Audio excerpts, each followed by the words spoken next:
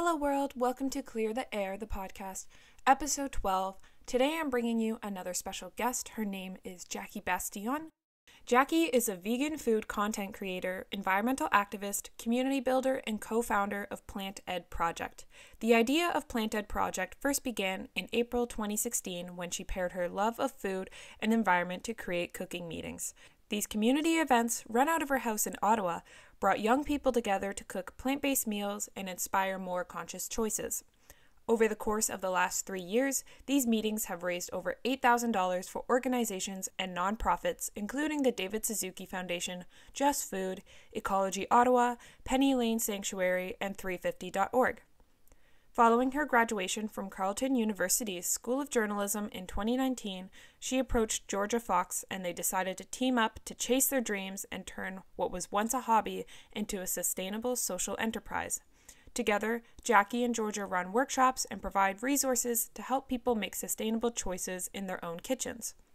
Jackie also works as the Communications and Media Manager at Youth Climate Lab, an Ottawa-based nonprofit that empowers youth to act on climate change. She has recently been named Top 25 Environmentalist Under 25 for the 2019-2020 Starfish Canada Awards.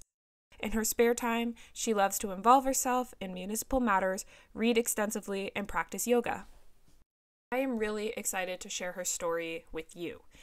Jackie and I met at the Leading Change conference in Vancouver this past February. Since then, I've been following her work and her business online and just been so inspired by what she's doing, and I felt that we connected on many levels in the work that we're doing, so I decided to reach out and see if she would like to come on the podcast, and she was more than happy to do so, and we had an amazing conversation, so I'm really looking forward to sharing that with you. Just a note, this conversation was recorded mid-April and it's being released in early May, so by the time you're hearing this, a few weeks have passed, so conditions with coronavirus and anything else may have changed, so if we discuss anything along those lines within the podcast, the context might be different now.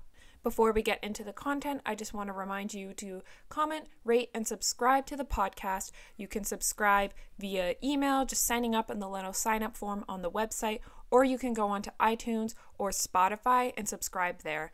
And please make sure, if you are listening, to leave a rating and a review. It means so much to the podcast and it helps others discover it. So the more reviews we have, the more people we can reach. Just take that 1 minute to do it, and it means so much to me and so much to the people who the podcast can be reached by. So without further ado, let's get on to this conversation with Jackie. Again, I am so excited for you to hear her story and hear about the amazing work she is doing over in Ottawa. Let's get started. So Jackie, why don't you tell me a little bit about yourself, how you got into sustainability, and when that really began for you? Sure. My name's Jackie Bastianon. I'm a community builder, vegan content creator, and co-founder of the Plant Ed Project. My journey really started when I was quite young, when I was 7 or 8 years old, and my grandparents on my mom's side started telling me about climate change and the environment and what that was all about, and it was super scary, but it also created this value that I've kept with me my whole life and has grown as I've gotten older. It's evolved in a lot of different ways. So when I was younger, I focused more on individual actions about what the inconvenient truth told us, riding our bike, turning off lights, going to the grocery store and choosing things that were no plastic. In high school, I started doing more research into what I could do. It started to get a little bit more institutional in terms of calling my NP about certain things that mattered to me, about pipeline issues, going to protests, creating signs, getting my friends involved, moving on to university, where I went to university at Carleton in Ottawa for journalism. I then started joining different clubs there, and I started an initiative called, at the time, Cooking with Jackie B, which basically brought people together around sustainable food, and that actually evolved as well. So I started changing my idea about what sustainable food looked like over time. I found out about the impacts of certain foods on the environment and then shifted my lifestyle accordingly. And I started incorporating that into the community events that I was doing. And eventually, once I graduated last year, it turned into a sustainable social enterprise that I now run called the Plant Ed Project with my co-founder. Awesome. Thank you. And that's so cool. I've been doing it from such a young age because I feel like even for myself, I was really passionate about the environment, but when I was younger, but I didn't understand sustainability and what that truly meant until I was in high school. So that's great that you had such a young start. And just to go back, for sustainable foods, was that something that you were already are always interested in? Is that like the topic that you were most passionate about growing up? I think I didn't really understand that 3 times a day I could make a more sustainable food choice. What that always looked like to me was choosing local, which is always important, supporting small businesses, choosing local, things that are closer to you, obviously don't have to be transported quite as far, choosing things that were at like lower carbon, so like things that weren't shipped all the way from Mexico or shipped all the way from Southeast Asia, things like that. But as I got older, I actually went to a protest. It was about pipelines, which was very classic of me. And I saw someone holding a sign and it said, X amount, I think they said 50% of our carbon emissions come from the animal agriculture industry. And I went up to this person and I was like, hey, that's an interesting sign. I've never heard of that stat before. And they were actually quite hostile towards me at the time, which I did not love. But I was really curious about this sign and the stats that it held because it was something I'd never seen. And as a self-proclaimed environmentalist, I was like, that's really interesting. I want to look more into that. And that reaction obviously could have turned me away from sustainable foods, or it could have intrigued me. Hostile reactions are not how I think are the best way of teaching people about their impact on the environment, about the impact of meat and dairy on the environment. And the stats were so overwhelming and so shocking to me that it became something that I knew I really couldn't turn away from, and I had to continue looking into, and I had to start trying to at least cut down on. So over the years, I have cut it down on it, and I'm now vegan. So I've been vegan for just over 2 years, and that really is a huge part of my life and a huge part of my business as well. Great. Yeah. Why don't you talk a little bit more about your business, like what the model looks like, what kind of services you provide, and who's your target audience with it? For sure. So Planted Project, we are a sustainable social enterprise, which basically provides resources and tools for people looking to make more sustainable choices in their kitchen. So this started off as the thing that I started in university as like a small community-run group. And then I partnered with Georgia Fox, who's now my co-founder, and we decided to make these more official. So now we run community workshops in a space in the glebe. This has been somewhat disrupted by all the things going on, but this is what we have been doing for the last year. And basically everyone comes to the space. We can have up to 15 people. People sit down, they meet each other, and then we run 3-course vegan menus. So we have people chopping for appetizers, for mains, for dessert. Some people this is their first introduction to plant-based cooking. So we have people who are pescatarian, vegetarian, vegan, and people who have no idea what vegan means. And everyone is welcome in this space, no matter what they eat or no matter like what they know about sustainable foods. And we incorporate some educational components to that. So teaching people how to bring these skills, like what's a chia egg. So a chia egg is chia seeds combined with 3 tablespoons of water to make an egg, which can be a replacer in all your baking to make your baking vegan. So stuff like that, so little tips and tricks. During the eating part of it, everyone comes together, they sit around at a big table, they eat their foods in different courses, they talk about how they made things, they get to meet people, they get a sense of community, and then we have other people start telling tips about how they started reducing their meat and dairy consumption, and then people start to learn, and there's a question sort of based place, and then we also do private workshops, which are when people can create their own space and their own groups of people, and we do a similar thing, so a 3-course vegan menu, some educational components, and stuff like that. We're currently working to expand our community, obviously, since like a lot of businesses are having to go online now with whatever's going on, and we're hoping to do a takeout, so us cooking with the food and bringing it to other people, or meal prep stuff in the future, which is kind of a fun idea. That's so fun. I love that. Like and that's what attracted me to Plant Ed, just because it's so unique. Like you see I've seen businesses that will do similar workshops, but never anything focused towards plant-based eating and showing people the value of that.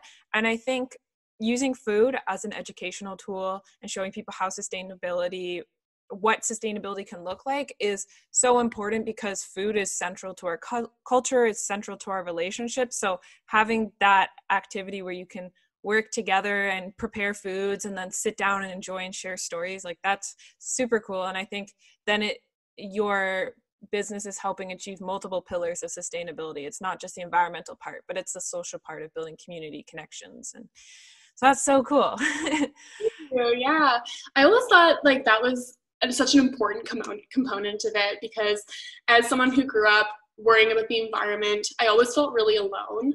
Mm-hmm. Like being a child or being a teenager and not really feeling like I had the power to do anything. Surrounding myself with other like-minded people who understood or who were willing to understand, who were open-minded, always made me feel so much better. So in university, when I started this like community event, it made me feel so much better. Like every week getting people together to cooking so lethargic, Yeah. such a fun activity. And then also being able to teach people and having that educational component. People are so open to that in like a non-judgmental space and like a safe space where they can ask questions, because some people don't know what vegan means and some people don't know what that entails, and like small things that sometimes I forget that I didn't know at one point. Like it's like a place for people to ask like what's the difference between like the environmental impact of like X and X, and I like have all this knowledge now, like just like by the fact that I've been vegan for a couple of years, you just kind of gain like bits and pieces of it, and I'm so happy to share that, and I'm always so excited to have other people interested in it too. And so I think coming from that place of like getting excited about other people wanting to learn is like really special, instead of taking it from that judgmental place or something that's kind of more hostile. So that's really a key approach to Planted too. That's awesome. And I'm glad it's being approached with such openness and people are eager to learn. That said, though, have you found anybody through the people that have attended the workshops in the past, or maybe others that you've interacted with, has there been any pushback from those people who maybe don't understand veganism, or they're on the opposite side of, those people? Yeah, I think sometimes I've come across people who feel a little bit defensive, and it's a feeling that I can relate to because it's something that I felt really defensive about when I first heard about it, especially when I was approached in such a hostile way learning about it. Everyone comes from a different place, and I grew up eating meat for 18 years of my life, and I really just had no idea about the impact of like meat on the environment, right? So you have to always keep in mind that some people just don't have like access to the same studies, or haven't seen the same studies, or come from like a different space where they haven't seen the same kinds of stuff that you have. So I think like sometimes I'm approached with some hostility around people not understanding, but I think once you start to teach people and people are at least open to listening to you about the facts, some easy stuff that they can do, like not everyone can go vegan, but at least everyone can try to cut down their meat consumption a little bit. Everyone can do a meatless Monday. Everyone can do like maybe a couple times a week where they cook a new recipe. And I think that's more doable than asking everyone to go like full on vegan. Like I love being vegan. Like I will talk about it all day. Like it makes me so stoked. But I think it's like a question of accessibility, right? Like some people don't have access to all of the things that you need and all the basics of being vegan, right? Some people it's part of their culture. Some people it's part of, it's just, they can't wrap their head around it, right? Like people are in different places, but I think like giving people some different things, like a couple of different ways that they can reduce their meat consumption, makes the playing field a lot easier, because you're not forcing your beliefs on someone. You're offering up some education, you're showing them some yummy food, you're like showing them some community, and if they want to be part of that, that's awesome. And if they don't, then it's better to just talk to other people who are open-minded and want to hear about that. There's a ton of people out there who do, right?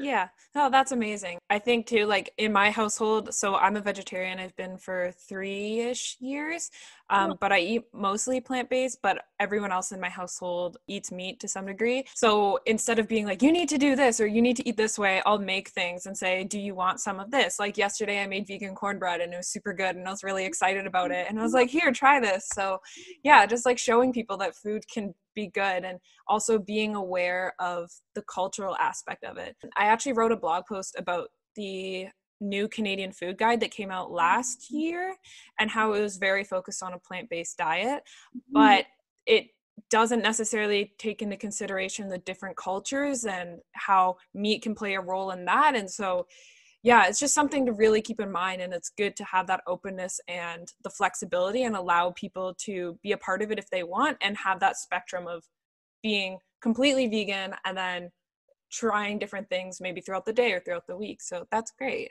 Totally.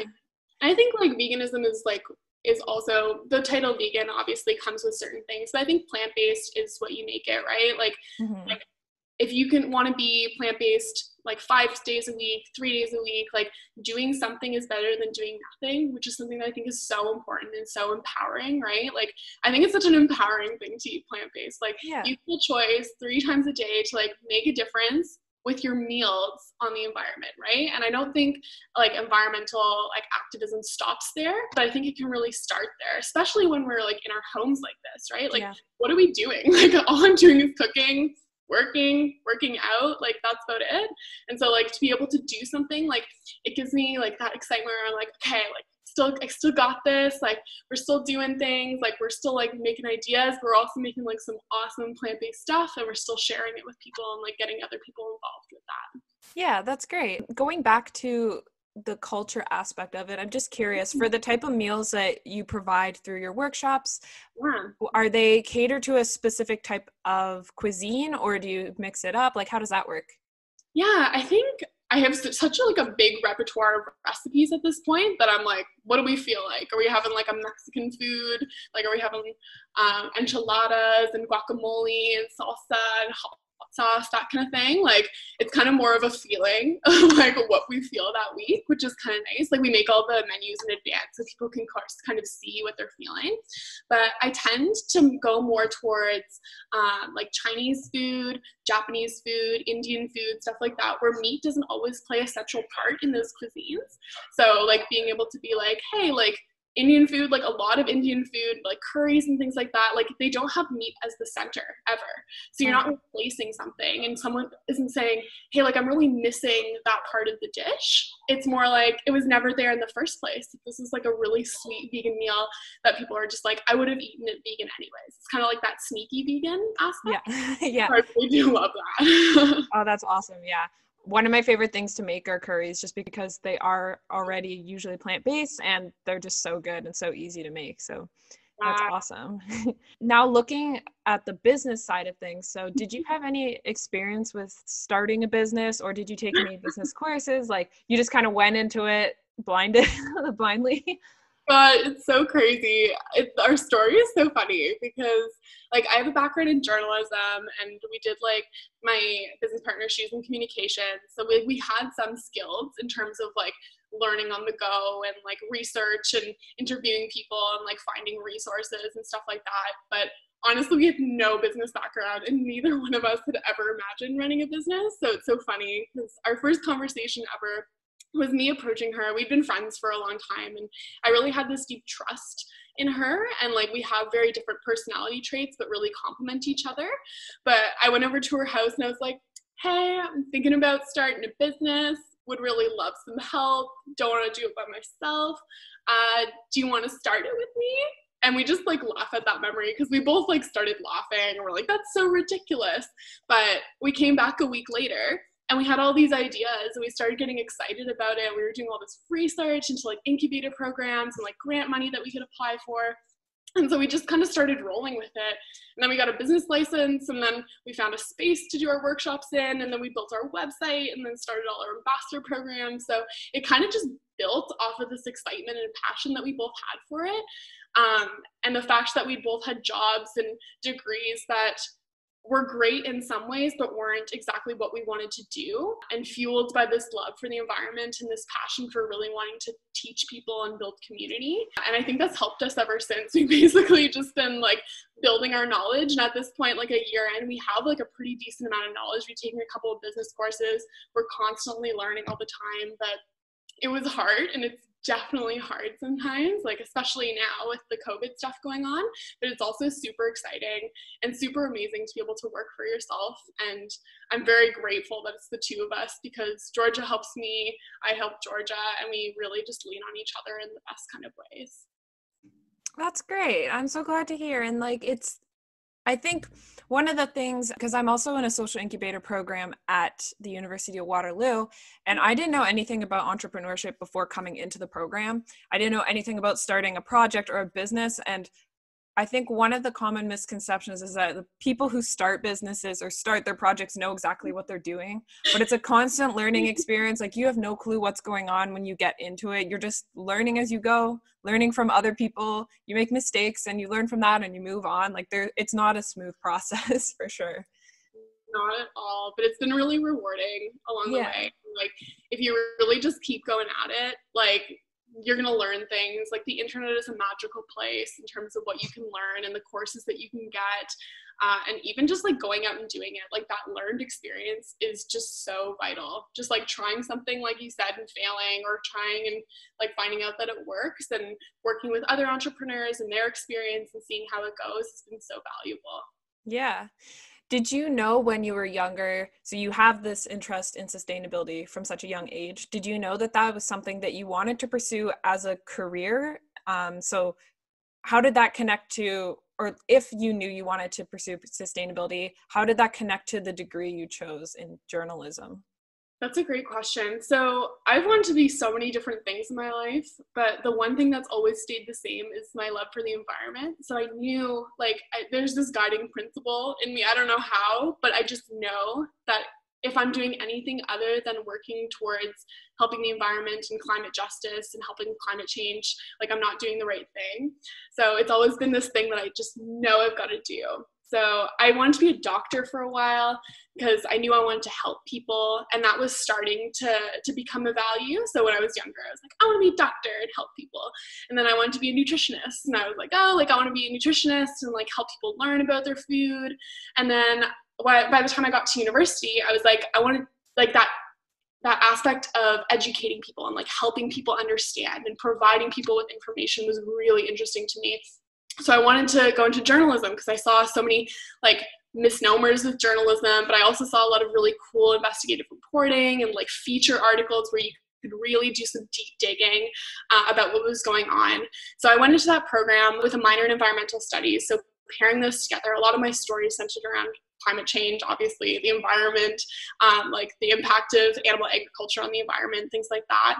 But I did a couple of internships and I like did a lot of writing and things like that. It really just wasn't pairing together because especially at the beginning of journalism, you have to do a lot of just stories that you're sent out to do, you know, like news stories, stories about like COVID, stories about murders, stuff like that. Just like stuff that every journalist has to do in order to become like a really important journalist. And like, that's just the way it is, you know, but I wasn't super passionate about doing stuff like that. And I knew I had other things that I was interested in. So I'm so grateful for the program that I went through, the people I met, the resources I gained, and like the tools I gained, and all of those help me every day in terms of what I do today. But in the end, what I wanted to do was do something about climate change every day and not do journalism. I love that. That's awesome. And I think too, like, I've gone through a similar experience where I wanted to be a police officer when I was little. Then for 10 years, I was like, I'm going to be a fashion designer. Then I wanted to be a nutritionist as well. I had it set that I was going to go to University of Guelph, do the dietetics program, and then I ended up in environment. So, but it all comes back to working with other people in some way and trying to help them. So I think when people are going through they feel like it's an internal crisis where they don't know what they want to do or what they want their specific career title to be. It's just a matter of looking at what are the commonalities between the different things that you've wanted to do and what are you most passionate about and how are those all connected and finding your way with that. So that's great. Yeah, it's cool that our stories are relate in that way. Yeah. Or range of different things you want to be. Exactly, yeah. So now that you have Plant Ed Project well underway and it's going strong and it's going well in the community, do you have, once all the COVID stuff is resolved or we can move past it and you can get back to your regular workshops, do you have a plan of scaling it up more? Or is this something that you could see happening on a larger scale? Like maybe not even just your business running it, but like connecting with other businesses around the world to connect with communities and with different backgrounds and experiences and things like that. Yeah, totally. This is a great question and something that we've been thinking a lot about strategically, because we can't just run our workshops in Ottawa, even though we love doing that. Like, in order to become something that's a little bit larger and that's sustainable for both of us in terms of our jobs, we need to grow it a little bit more. So ideally, the dream is for us to have planted projects in different cities. So having other people who are facilitators for workshops, community and private, in different places across Canada, across the world, so we can bring those aspects of community and education and plant-based food to other places where we can't maybe physically be there, but we can help and be a hub to help provide recipes and provide facilitation for all of those different places. So like planting the seeds of Planted Project. Also the online stuff. So we'd love to run webinars, love to run consultations. So if you're getting into plant-based living and you want someone who does your meal plan every week, or want someone to like coach you, so like have like a vegan friend to coach you along, because community is so important when going plant-based. If you don't have like a buddy or a friend, like it's very unlikely that you'll stick with it, right? Because you're surrounded by other people who don't really understand what you're doing or don't really get what you're doing, or sometimes a little bit hostile towards you. You may just like toss it out though, right? And then also doing courses. So those are all things that we're looking into in terms of being able to access people across the world rather than just one place. So that's what we're working on right now. Well, that's exciting. And I hope it all goes well. I'm excited. I'm already following your guys' journey, but I'm excited to see where it goes from here, of course. So reflecting back on the experiences you've had and the different ideas you've had for a type of career you wanted, and just building the business and working with even other organizations like Youth Climate Lab, if you could go back to maybe high school Jackie or first year university Jackie and tell her one thing about the experiences you've had or just things you've learned, like what would that main one thing be? That's an amazing question. I think it's just to trust myself a little bit more. So understanding that my passion was for the environment and for climate change. And the thing is, it's so funny because I'm 22 and I don't really know in 5 years or 10 years, like where exactly I'll end up. Mm-hmm. But now I just have a lot more confidence in the fact that I know the things that I really love. I know my strengths. And I know that if I follow those things and do my best and work hard, that hopefully they'll work out, because so far they have, with a lot of work and a lot of tears and a lot of really happy moments, you know, but that I trust in the fact that things will work out if I continue following the things that I love. So that's what I'd help Jackie. Yeah, oh, that's awesome. Yeah. And it goes back to the idea that you don't know what you're going to be doing, and it's okay to have that uncertainty. Like if you, even when I coming into university and I decided to go into environment, I was pursuing a minor in nutrition because I thought I could do something with that. But then I switched it over to something else, and who knows, I might switch again or before I graduate. Like you just have to have faith in yourself and know that what you choose, if you're really listening to yourself, will be the right thing for you. And I know, especially for high school students that are trying to figure out what they want to do with their career, and if they have any pressure from family or their surrounding community to make the right choice, it can be hard. So just knowing that if you can trust yourself, you will find the right way. That's really important. So trusting yourself, and also just knowing that if you're really passionate about something, like that passion will carry you. If you work a job that you hate for 7 days a week or 5 days a week, and you just really don't want to do that, and it doesn't get you out of bed, like that's not a sustainable thing to pursue, right? Like pursue things because you love them, not because there's like a financial reward at the end. Mm-hmm. Obviously you have to take that into consideration, and it's really important to plan for that stuff. But if you love something and it gets you out of bed every morning and you're super excited to do it, and you're like wake up in the middle of the night with ideas about that, like follow that dream, because those ideas and that sort of organic growth will bring you really great things. So follow what you love. Yeah, and especially right now too. Like I've been so excited to have this extra free time because I'm like, yes, now I can work on all these blog posts and all these interviews and everything. And my friends are like, how do you have the motivation to do this right now? It's because if you're passionate about something, then you really want to pursue it. And so when you have those opportunities, you take advantage of them. So that's great. Yeah, that's so relatable.